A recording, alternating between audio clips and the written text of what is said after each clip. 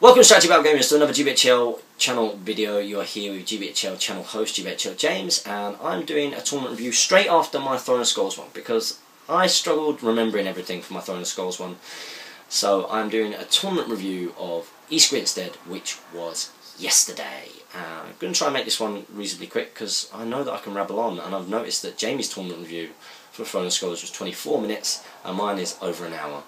And the goal of doing them separately would be that they didn't take so long. So I'm sorry, really sorry. So I'm going to be talking about East Grinstead and an Unexpected Desolation. Now, the moment that this surprise tournament came up, because we weren't expecting another East Grinstead tournament until the end of the year, I was in a predicament because I said to Sam Page, because they've got a limited number because of their venue. The East Grinstead tournaments are held in the upstairs of a pub down in East Grinstead in mid Sussex, and last time I went I had so much fun. Everything about it I enjoyed. I enjoyed the fact it was a one-day event. I enjoyed all the scenarios. I enjoyed the atmosphere. I enjoyed the boards. I enjoyed the hosts, the TOs. I thought that they were brilliant. I enjoyed everything about it, and ever since then I've been saying to Sam, listen, I know that you can only have a maximum of 25 people, but the moment you do an event I want auto reserving. And I knew that the next one was going to be sort of October time. And then when they sprung this up, I was in a real predicament, because I promised to Jane that I wouldn't be going any more than once a month. And I've had to make a decision. And this says a lot about, it says a lot about Sam Page and everybody who's helped him run that event and the guys at the pub. But I had to make a decision. Throne of Skulls is the same month as East Grinstead. I'm definitely going to do those two. Definitely got to do them, but that means I'm going to have to miss another one out. I'm really sorry it's that tournament that I'm not going to be able to go, or those two tournaments I'm not going to be able to go. But even though East Grinstead is further, I loved the atmosphere of that tournament so much and the dynamic of it that it was a must for me. And when I saw that they were all getting sold out, I think they got sold out in a day again. When I saw that they were getting bought up really quickly, I just got on the Facebook page and went, I'm in. I won't be able to stay over. I'm going to try and do it without Jane even realising that I'm gone. I'm going to set off first thing in the morning and I'm going to come back that night. Kind of like a rush decision. And because Throne of Skulls was only a couple of weeks ago, I didn't even think about what I was going to do. Now, this tournament was effectively, you brought 500 points, but it was a 750 point tournament, but your top one or two models had to come to over 250 points. They couldn't come under. This is to prevent you from having, your Legolas and Thranduils, your highest point models, for example. It's to give players the opportunity to bring the big things that we don't usually get the chance to bring.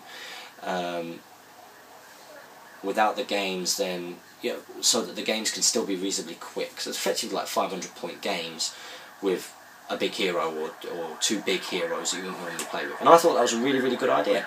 And they'd obviously learnt from their first tournament with how they modified the scenarios and moved them around. This time they did Warganation. They modified it so that it was more like hold ground rather than domination. Did I prefer that? I didn't think I would prefer it. It was good. It wasn't as fun and dynamic as the first one, but there might be different reasons for that. But yeah, it was something different again, which was good. And they did that as the first scenario, which is the right thing to do because it's the randomish nature of it. Then there was Domination as the second one. Then you had Lords of Battle for the one after that. Then there was Seize the Prize, but modified. And they modified Seize the Prize so that instead of just going and grabbing the artifact and taking it off your own board edge, you had to take it off any board edge but your own. But the issue with that, which we found out later on, is that you can just run to the corner of your own board edge and just go off that little bit there, and it takes exactly the same amount of time. But good intentions there. But they also added leader and breaking, so 3 for breaking fired for breaking without being broken. So, and then obviously your leader in there as well. So even if someone gets the prize off, it's going to be tough to assail them. And they did that as their fourth one, and then their fifth one was to the death, which is a good one to have as a final scrap, as it were, because it's a reasonably straightforward scenario, and no one's going to be too affected either way. So it was 5 games, and I agreed to take Jamie. Jamie actually contacted me and said, you know, I'm not actually going to be able to make the return journey with you, which, you know, he's filming some battle reports with Damian and Tom's Harrison, and he was going to be staying over that night. and I have to say, I was a little bit kind of like, well, you know, I'm going to have this massive long drive back on my own, and, you know, no one, you know, he would still, I said to him, I could take somebody else so that they can pay for the full petrol. And to Jamie's credit, he was like, well, no, I'm still happy to pay for half the petrol if you can't get somebody to come back with you, which was great. And we do need content for the channel, so that was fine. But probably there was a little bit of resentment in me that I knew that I wasn't going to be able to stay over, have a kit, because it wasn't until the night before, when I was, because I've been really busy setting up the gym and working really hard with my business, that when I had like 2 or 3 text messages from Jamie the evening before we had to set off, and he was like, what time are you picking me up? I went onto the Google Maps and completely forgot how far East Grinstead is, and it's a 4-hour journey down there. The tournament registration starts at 9 and kicked off at 9:30, so, you know, that meant I was going to have to be up at 4:30 and be at Jamie's for 5, 5:30 latest, you know, which was going to be an early start. So we had a bit of a giggle, and yeah, I told him that was going to be the case. I'd also managed to arrange to bring Kieran back after leaving Jamie down south. So that was going to be good. So I was going to have some company on the way back in the evening, which was going to be vital after such a long day. Driving back after such a long day, after being up for early for intense game playing, and then a big long journey on the way home, you know, I would have had to make a lot more stop-offs without Kieran, so, you know, big thank you to him, and of course that meant the fuel could be shared, which was good. Now, for this tournament, I was thinking, right, okay, well, we've got the 750 points, effectively. What does the Rohan need? I thought, well, I'll take my all-mounted 500 points, because I enjoy doing that. I need a beefy, more survivable hero that can help from a cavalry perspective, and I was quite keen to field Elrond with horse and heavy armour, and bring along a warband of Rivendell Knights, and also replace half of the Sons of Ale with Rivendell Knights in Elrond's warband. So you've got a lot of bows, you've got more Fight 5, you've got the lances on the charge, and I thought that would be quite a good list. But unfortunately, Shadow and Flame have got my Elrond, and they weren't able to get it done in time. So I had to completely, on the Thursday, change my mind, and I was just like, right, well, what I'll do is I'll take my Throne of Skulls 600 point list, I'll chuck in Guahir, because I've got it and it's painted, and I'll just put horses on my Outriders. So completely lazy list making, and just did what I've got, basically. And the 600 point list at Throne of Skulls did very well, so I was hopeful. Now, I did get told on the Thursday night, Jamie sent me a message after I dropped him off after we'd been filming Battle Companies and the Q&A all day, and I got a message late on at night. He said, you've drawn Ed Ball in your first game at East Grinstead. And I thought, you are joking me. This is no offence at all to Ed Ball, I love the guy to bits, but there was a few reasons I was thinking, you're joking me. He's an incredibly good player. He's last year's league champion. He's the current league leader. Well, he was at this point, the current league leader. There's a chance that because of the scenarios, he's going to be bringing his Fellbeast, which I've not faced before. And having made a long journey, knowing the list that I would be taking, I have to say I was quite worried. I was pretty worried, and thought, wow, you know. And another reason why I was a little bit gutted was because I've actually managed to draw him in the first game of 3 tournaments this year. Now, to be fair, we drew the first one, but he beat me in the second one. That was nearly a famous victory for me, a cock dice away from victory. and I just thought, you know, this is a tough game to decide. And when you're playing only 5 games over one day, you can't afford to lose a game, really. The winner is probably going to have won all of their games. Maybe lose one, maybe lost one, but they're probably going to have won all their games, probably. So, yeah, I was a bit gutted about it. So me and Jamie made the journey. I have to say thank you very much to my GBHL channel host, because I messaged him in the morning and I said, you know, I was up at 4:30, set off to his just before 5. Got there, I sent him a message saying bring a pillow if you want to get a nap, and to be fair to Jamie, he didn't. He'd been up, he was showered, he was alert, he was great conversation and fantastic company, and I know that we have a lot of banter and everything, but thank you, pal, because that really helped me, having to make that 4-hour journey in the morning. So yeah, we got there just on time. We literally got there at 9:28. So that shows you how close we were to not making it on time. Got in there, immediately went up, set up with Ed Ball. Ed asked what I'd brought. I told him I brought all Eagles, because I thought, well, you know, he might go and change which army he pulls out depending on what I told him. And then he went out and he got his Fell Beasts and Shelob. And I was like, okay. I said I don't really have all Eagles, I have a Eagle, I had Guahir. So it was effectively, it was normal, sort of like to the death setup, 1 to 3, first 12, 4 to 6, anywhere. And the wargs don't start coming on until the second turn. When they do come on, you roll a dice to see who places them where. I think it was like on a 4 to 6, person with priority places them in the various places. Like 6 anywhere, 4 or 5 is 4 is east or west, 5 is north or south or whatever it is. Same with 2 or 3, but for the person without priority, and 1 the warg doesn't turn up. But that only happens from turn 2. And you get victory points for each of these wargs until you've killed a certain number of wargs and a warg chieftain turns up, which gives you more victory points. However, there is also breaking and leader kill in this.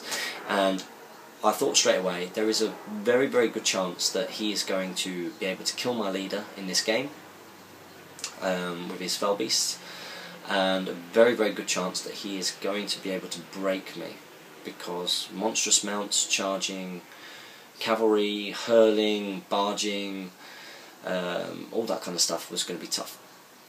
So I deployed, and my plan really was, you know, I've got Royal Guard that are bodyguard.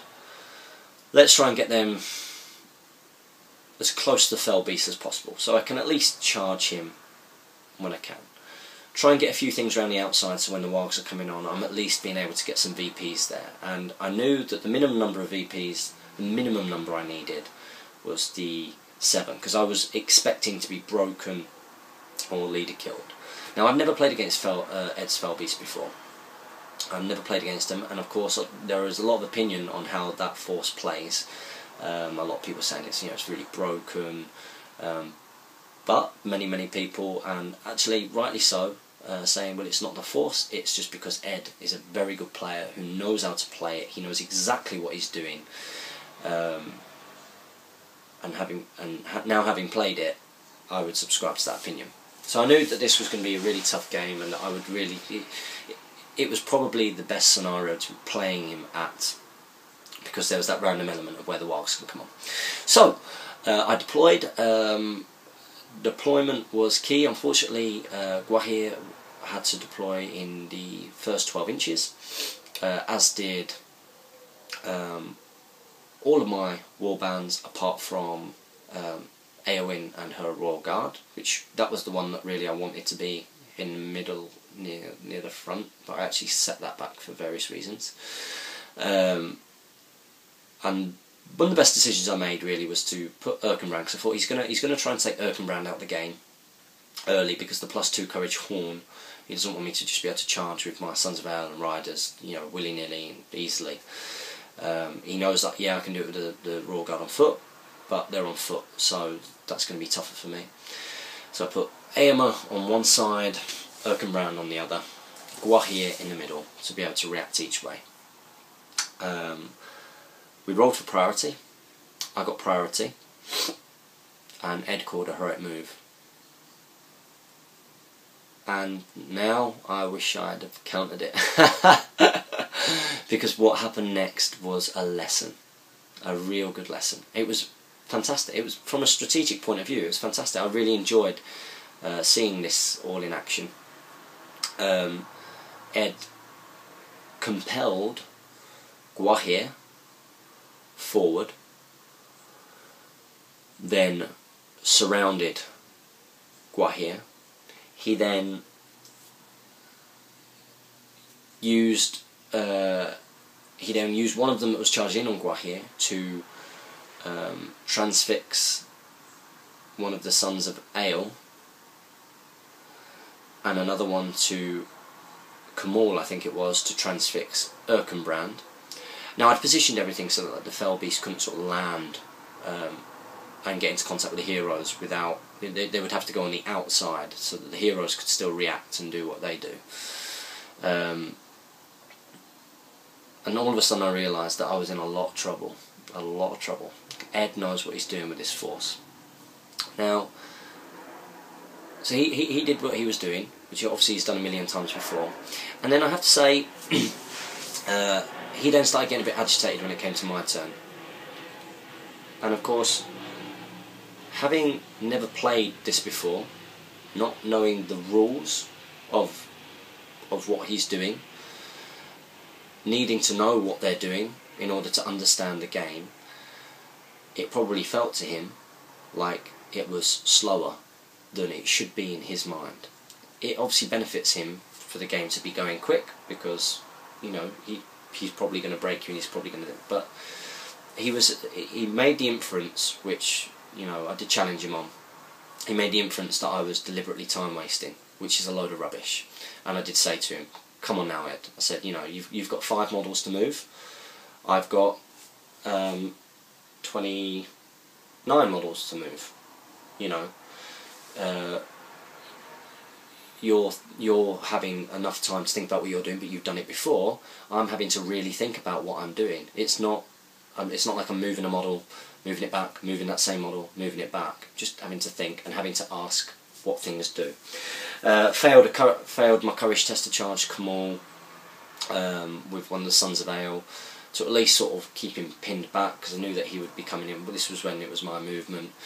And then just started trying to sort of send things around and thought, right, okay, well, let's get the Royal Guard up in the middle, try and get them as close to those Fell Beasts as possible, so that if I can sort of start pinning them down when the Wargs are turning up, and kill the Wargs, and that would be brilliant. He absolutely smashed Guahir.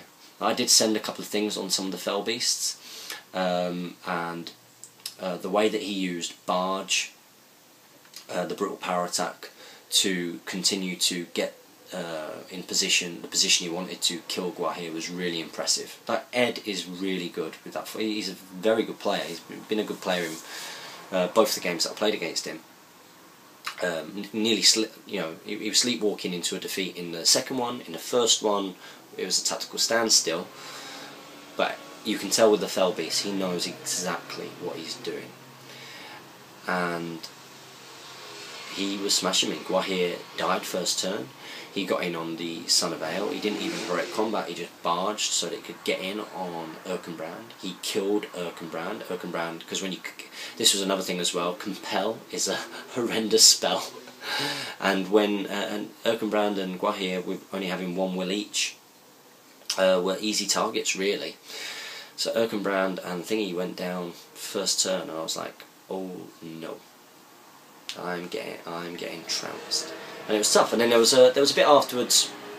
There was a couple of little disputes, because we were played on a board. It was a nightmare to roll on. It was a Realm of Battle board. It had like sand across top, and it had like these sand dunes, which they look cool, but when you've got metal miniatures, they're not practical at all. So there was a couple of times where it's like, right, okay, well, he's here, and line him down.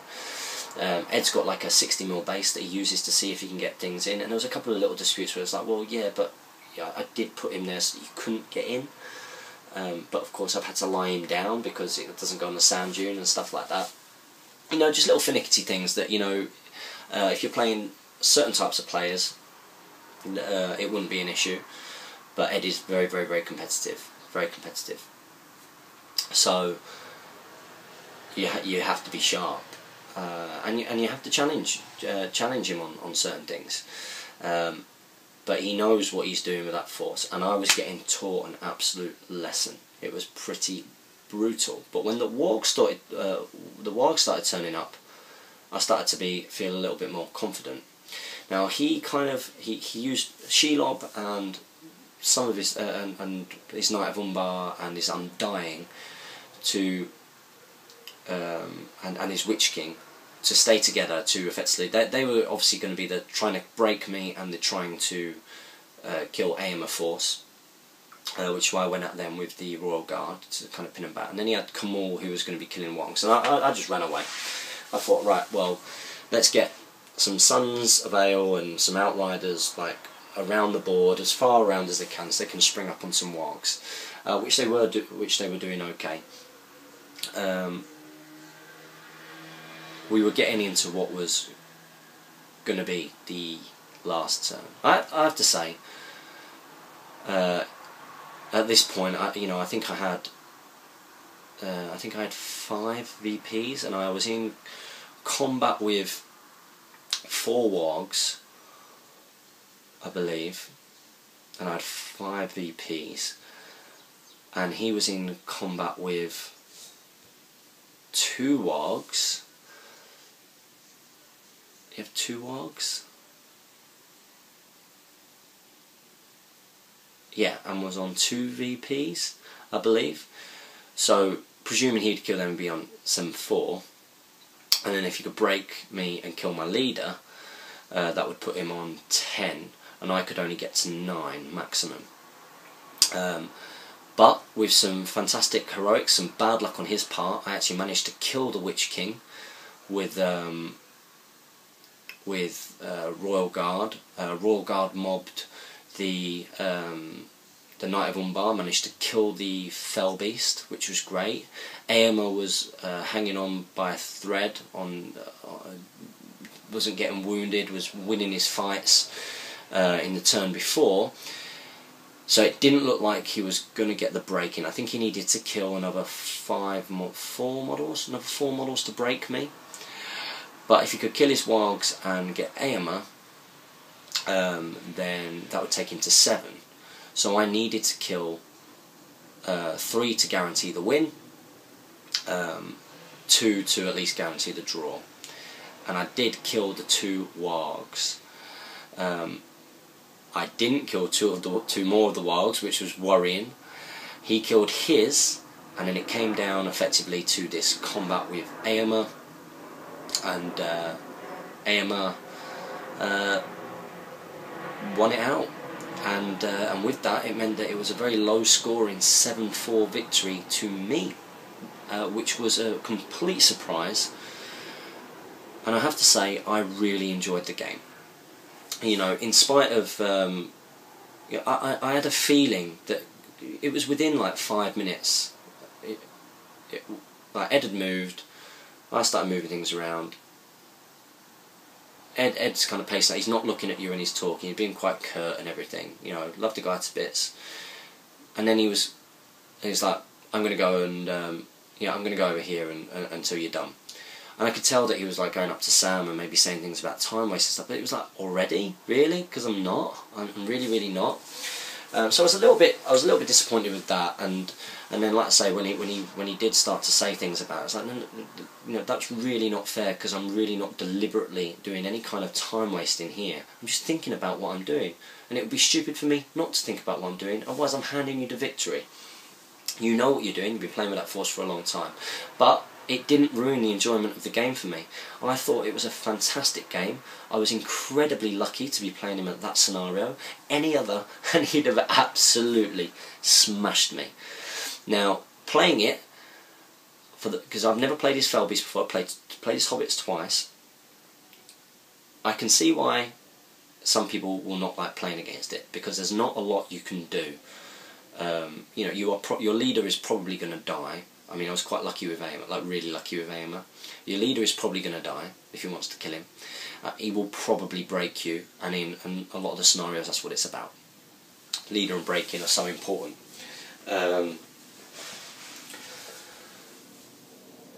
But luckily, with the random nature of the Warganation, being able to kill the Wargs, get the victory points, that was the only way that I could win that game.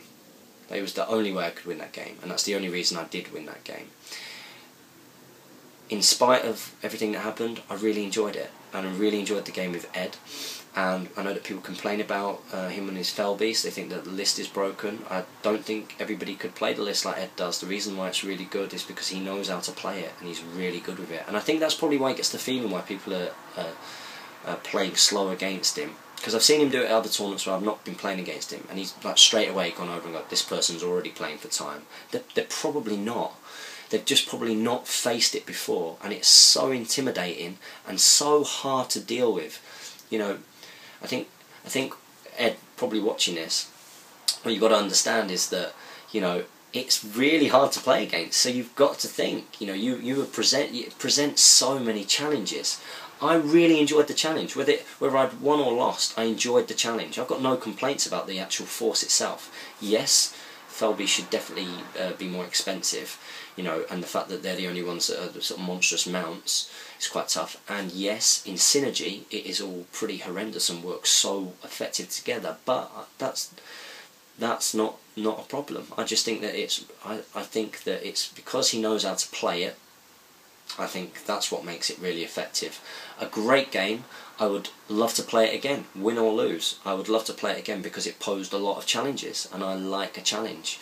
So I'd actually like to thank Ed for a brilliant game, really interesting game. I'm really sorry if you felt like I was taking my time early on. I was taking my time, but there was no deliberate time wasting. And at the end of the day, he did come over and speak to me, and, you know, kind of explained himself, you know, his curtness and everything during the game, and why it's important for him to get the cycles. And likewise, you know, I did explain, well, listen, I've never come up against it before. I don't know the rules of everything that's there, and I've got 29 models to move. You've got 5 models to move. Of course, it's going to take me longer, and it's just as important for me to really think about what I'm doing. You know, there's a difference between someone just sat there not doing anything for 10 minutes and someone thinking, moving, thinking, moving. So yeah, I'm glad that we chatted about that. I loved the game. I really enjoyed the game, and I'm looking forward to playing it again. I really am, and playing that list again. It's horrendous, but you know, I really enjoyed it. So thank you very much. And of course, a big scalp. I was made up to win the game, which I didn't think I was going to win, and the only reason I won was because of the scenario. So it just shows how important scenarios are with Lord of the Rings. So in the second game, I was playing against a guy called Russell, who I met at Throne of Skulls. I've not played him before. He's a really nice guy. He had a very, very small Mirkwood Ranger force. He had Legolas leading some Mirkwood Rangers. He had a Mirkwood Ranger captain leading some others, and then he had Bard and Radagast on foot. And you know, so quite a shooty army, but quite low numbers. And we were playing Domination, and we were playing it on this like farm board, and it had these buildings in the middle, and there was a gap between two of the buildings where the central objective was. Then he placed one sort of on his side of the board, up on a hill, quite far away, another one not too far away from the centre but back on his side, and I placed one back behind a building right over on my side, and another one back behind a farm kind of bit on my side. A lovely board, but definitely a board which didn't suit him, because the buildings blocked a lot of his line of sight on my approach. So I actually deployed my Royal Guard on foot, which again were fantastic, right in the centre, banner behind, and when he got priority and didn't move, so I put Gwahir out on the left. He didn't move obviously because he wanted to get the shooting, so I moved everything out of line of sight, apart from I actually charged up towards Bard and got a Son of Aelin on Bard straight away, like on the first turn pretty much. So which was obviously good. And moved up on that right flank, and he couldn't shoot across there because he couldn't shoot through the combat. And I thought, right, he's going to probably kill the Son of Ale, but it means that the rest of my right flank can get in without being shot and get into combat the next go, and I can get my heroes on Bard and sort of make my way along that side. He had Alfred as well. Alfred given some might to Bard. And then in the centre I thought I'm just going to stay out of the way near the middle objective and then come through and fight over it the moment that he moves, so that I've got a chance. And the moment that I come around on the right flank, I actually moved back on the left flank with Guahir, so he didn't fire with Guahir, and I was waiting for him to react before moving Guahir up. Because of the buildings and because of him not being able to get the shots, he couldn't shoot anything in the first turn, he couldn't shoot anything the second turn. Bard lost the combat against the Son of Ale really badly. Like, he could have used 3 might to win the combat, but he chose not to. So he was knocked down. He had to use might to pass his 2 fate rolls so that he didn't get the wounds. So he was down a lot of might, but he was knocked down, and that meant that he then had to use his final point of might to call a heroic move in the next turn to stop the Son of Ale from charging him on the floor, which then meant that when I charged in with Erkenbrand and a bunch of other Sons of Ale and everything coming over that side, I could heroic strike, piercing strike, and kill him off straight away, and that was 120 points gone, and he couldn't get a shot off because the buildings were blocking. And I came round that right flank, and the moment I came round that right flank and he moved to respond, the Royal Guard came up the middle, did that whole shield wall thing, Guahir jumped up, and we just I have to say, ended up being a bit of a massacre. A really, really good victory for the Rohan. On a more open board, would have been more worrying. I think he would have been better off with more troops. The issue, of course, with the Mirkwood Rangers is that the moment that you are winning combats against them, you are probably going to kill them. Especially when you roll in as many dice as the Rohan are charging and knocking over. And that happened, I think, every time I won a combat, I killed a model. It was only towards the end of the game that he actually killed a couple of Sons of Ale, just because they'd been so stuck in.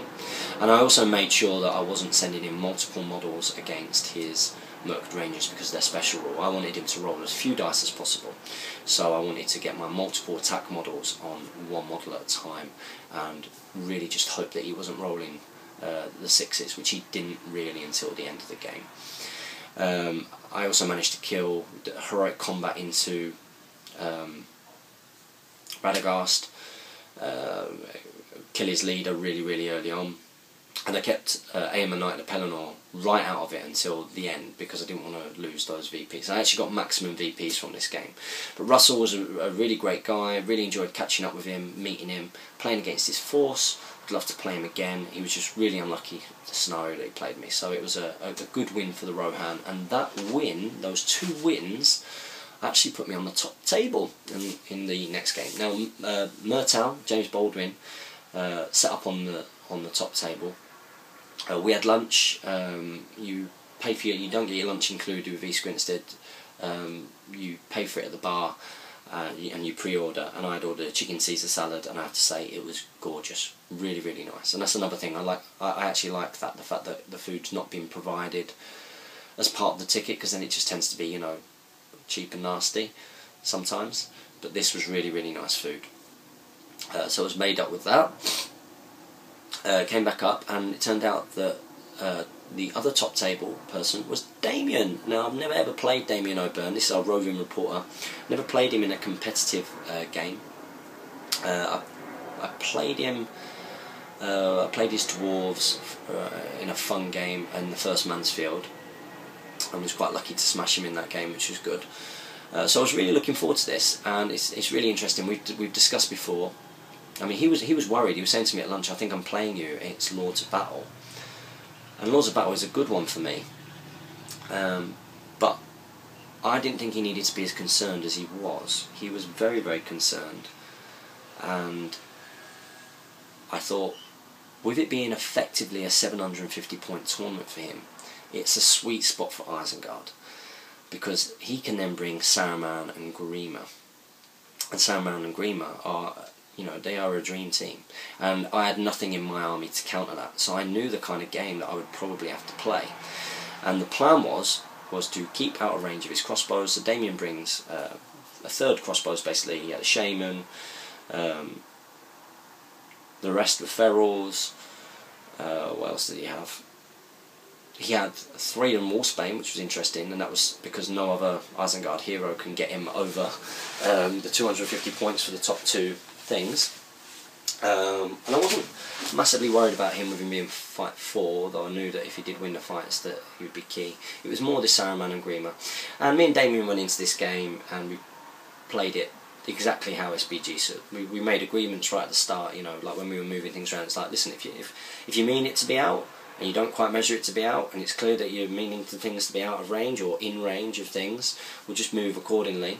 And if, you know, like I say, you forgot to deploy Grima until right at the end of everything, we'd started the game, so I was like, yeah, of course you can deploy him. And, you know, there were things that both of us were kind of forgetting or doing, but it makes for a better game, because it means that you don't feel rubbish for just making a stupid mistake. You can be a bit more relaxed about it. So my plan really was to stay out of range of his crossbows and only really sort of come in to shoot at his crossbows if he moves his crossbows, to try and whittle them down, and try and get Gwahir up and just effectively say goodbye to Gwahir. You know, think, right, I'm giving Damian 4 points, but hoping that he can kill more than 4 points worth of stuff. Being fight 8, the defence he is, I thought, you know, he might be able to do that. However, again, I got taught a lesson which hopefully, you know, it's great when things like this happen, because you learn from this. You know, you learn from these things. It's like when I got smashed at Mansfield by Owen in the hold ground. You know, I learnt so much from it. In the second hold ground game, it was clear that I'd learned everything I needed to from the first hold ground game against Owen when I played in the second time at Mansfield. But then I learnt more. I learnt more about wizards and casting, how important it is to use 2 dice when it's something that's important. You know, even if it's a 2+, that you're trying to get something on, because it's key. So it's really good when things happen to you that you learn from. That's why I really enjoyed the Ed Ball game, and it's why I enjoyed this game, because Saruman compelled Gwahir and cast on 6, and I just decided not to resist. Did I just choose not to resist? I can't remember. But you transfixed as well when you compelled. Maybe that was in the Ed game, I can't remember which way around it was. And he moved me up.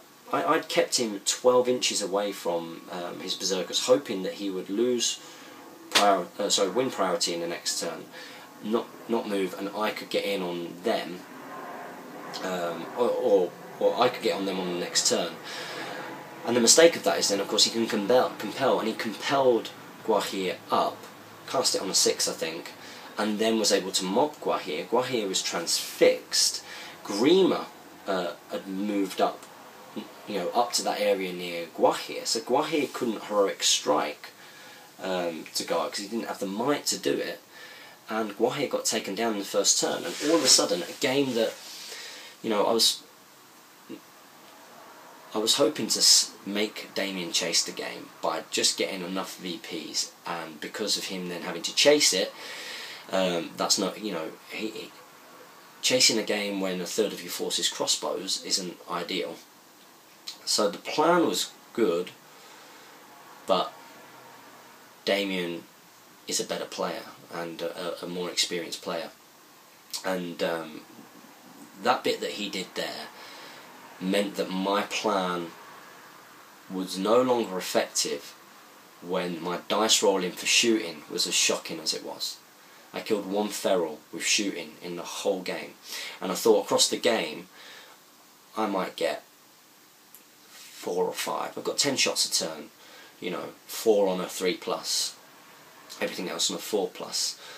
I thought that I was going to be able to pick off enough, but I wasn't. And so when we were coming into the last kind of 20 minutes, I had to be bold, and I had to make that decision of, do you know what, right, we've got to make it a game. Now, this was a tactical game, and I know that some people can complain if you're not engaged in the game, but we were both doing what we needed to do from a strategic point of view, and as a result, it was incredibly interesting and close and tense and thought-provoking. We both had to really think about what we were doing, and massively enjoyed it. But I sent AMR up because Lords of Battle obviously don't lose you, and I thought again he's going to be able to kill. He's going to be able to kill 4 or 5 things before he goes down, and the Sons of Ale were there as well. And it actually came down to that kind of last turn. I mean, he moved back, so I couldn't get the things in that I was going to get in. I didn't manage to kill the things shooting that I needed to. I charged in. Son of Ale won what he needed to do, and it just came down to that last 2 turns really. And then unfortunately, AMR couldn't heroic strikes. Grima had made his way over there somehow. And he got taken down by. He rolled something ridiculous like a 1, 2, and a 3. Was trapped by Freedom, Wolfsbane, and Berserkers, and got killed. And as a result, Damian's VPs went up, and I think that game ended something like, I think it was 15-6 or something like that. And it was a really close game. It was a really good game, and I very much enjoyed it. And I actually gave, even though I had some really good games across the day, and it was tough because my last game was similar in that kind of tactical, thought-provoking way, I actually gave my best opponent to Damian just because of how we played it. It was relaxed, but it was tactical, it was interesting, and a completely challenging. I would love to play it again. Now, we did say at the start it was get buff bat rep. Technically, get buff bat reps are 500 point all mounted Rohan bat reps, but did say it was get buff bat rep. I'd lost. I had to do my 9 press ups. If you want to see me doing press ups, it is on the Facebook group. So that was 2 wins and a loss, which then put me back down. And then went on to play Seize the Prize, the modified version. And I was playing. Who did I play for modified Seize the Prize? Who did I play? Thomas Williams with his Gondor. Again, seeing this guy at loads of tournaments, he comes with James Baldwin a lot of the time. Really nice guy, and I was chuffed to be able to play him at last. Now, he had Boromir in there, he had Faramir, he had Knights, he had Rangers of Gondor, he had lots of Fountain Court. But Seize the Prize is one that I'm reasonably confident with, and because even with the modified version, my thinking was, even with leader kill being in there, and breaking, if I can seize the prize and pass it to my leader and get my leader off the board, he can't beat me. And that's what we did. I heroic marched up. I got Gwahir on the prize, who dug it up and passed it to AMR, who on the next turn heroic marched and continues to heroic march diagonally off the board. On the left hand side, in the meantime, because of the nature of the game, of the modified version, it did mean that Thomas was sort of being aggressive, and we ended up having a really good scrap. So even though, I mean, if he'd have broken me without breaking, he could have drawn it. But we just ended up, we carried on playing the game, and we just ended up having a really, really good game. There were 2 sort of key fights on the flanks. There was one on one flank, which Erkenbrand and his posse were definitely winning.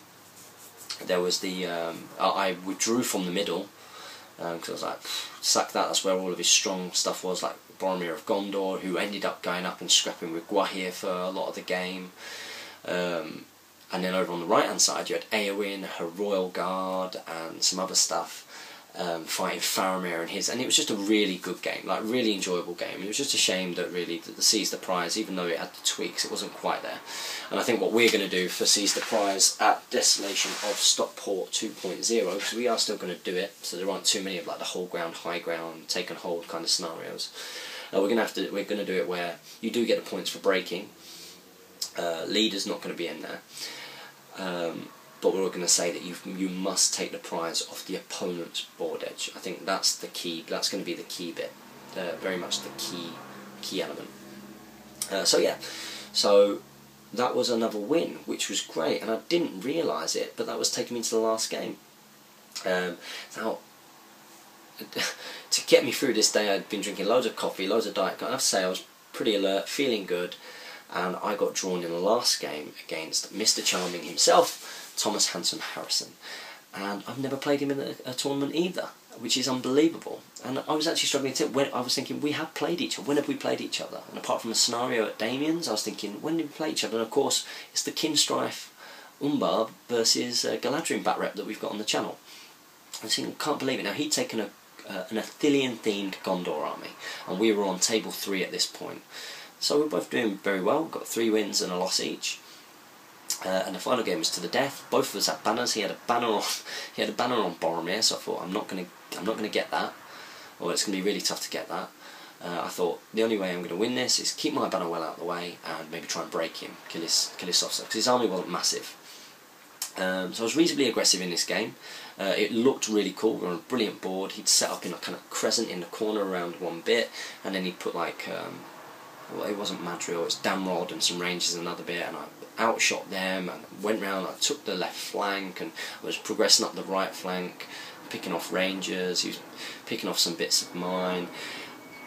And this game, like, neither of us were being slow. Like, we were thinking about what we were doing, and kept being very calculated. But we couldn't believe that, you know, the last 10 minutes was called when it was.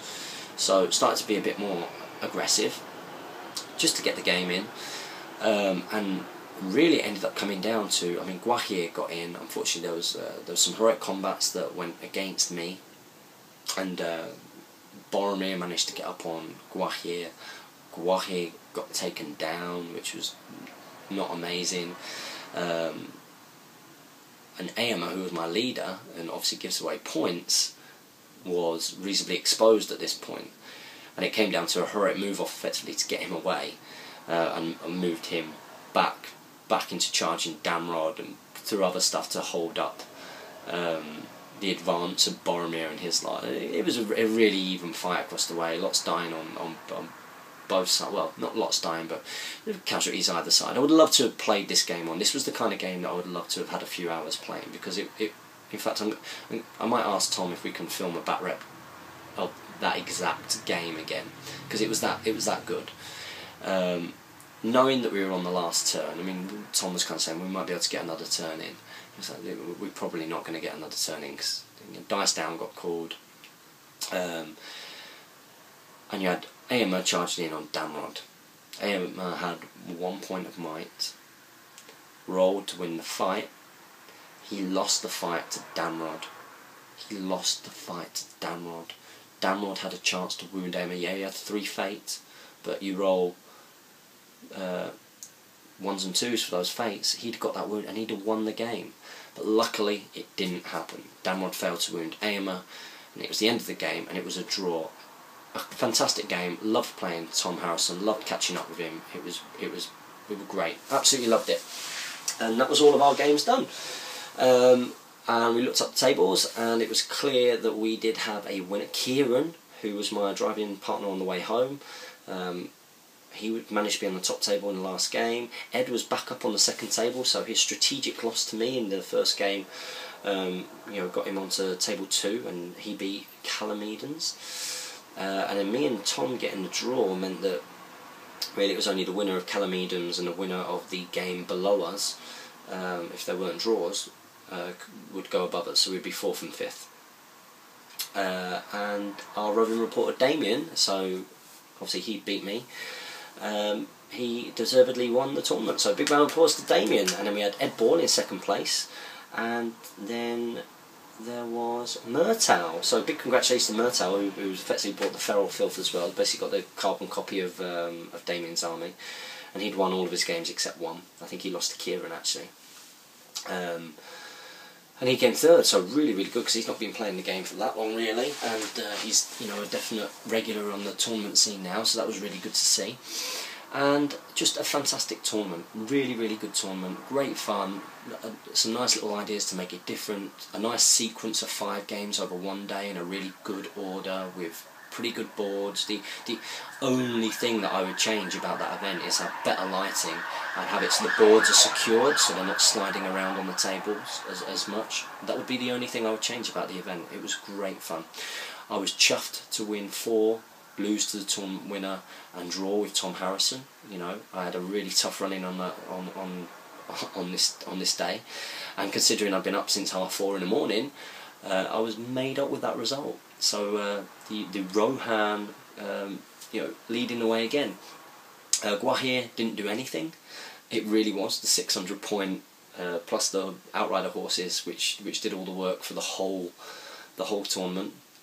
I probably wouldn't take Guahir again unless I was taking a themed list with him in it. It just wasn't worth it. The 1 will, 1 might and 2 attacks just isn't good enough for the points. But just a fantastic tournament. Unfortunately, on the way home, got stuck in loads of traffic on the M25. The M6 was closed at a certain point, so I had to divert around Telford. It took me 6 hours to get home. I didn't get back until 2 in the morning, so it was a real hero effort. But a big thank you to Jamie and Kieran, my driving partners. Massive thank you to Sam Page for organising an amazing event, and a brilliant, big thank you to all of my opponents. I enjoyed playing you all. Ed, really good game. Russell, great game, very unlucky with the board. Again, Tom Williams, really unlucky with the scenario and what he was playing against in that scenario. Damian, again, fantastically close game.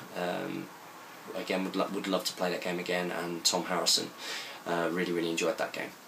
So this has been another tournament review. This time it was East Sussex. I wanted to do it while it was still fresh in my mind. Sorry if I've rambled on, but hopefully you've got tons of painting done. Remember to support your Hobbit hobby by buying our GBHL channel t-shirts by emailing ilovewargaming@gmail.com for an order form. You've got until the end of this month to do so. Make sure you get that done. As always, comment, like, share and subscribe. Support your Hobbit hobby, and happy strategy battle gaming.